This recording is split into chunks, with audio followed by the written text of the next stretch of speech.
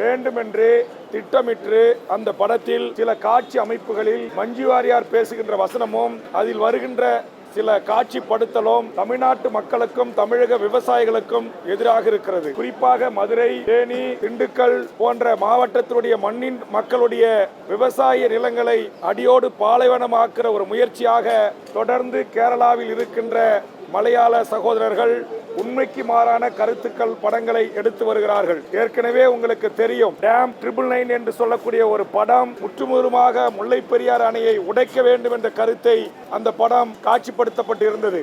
அன்றைக்கு இதற்காக மிகப்பெரிய போராட்டங்களை நான் முன்னெடுத்ததனுடைய விளைவு அன்றைய முதலமைச்சர் அந்த படத்தை தமிழ்நாட்டில் வெளியிட நான் அனுமதிக்க மாட்டேன் என்று அறிவித்திருந்தார்கள். அதுபோன்று இன்றைக்கு இந்த எம்புரான் என்கிற திரைப்படம் தமிழர்களை புண்படுத்துகிற, கொச்சைப்படுத்துகிற, முல்லை பெரியார் பாசன விவசாய மக்களை காயப்படுத்துகிற காட்சிகளோடு அந்த படம் வெளிவந்து ஓடிக்கொண்டிருக்கிறது.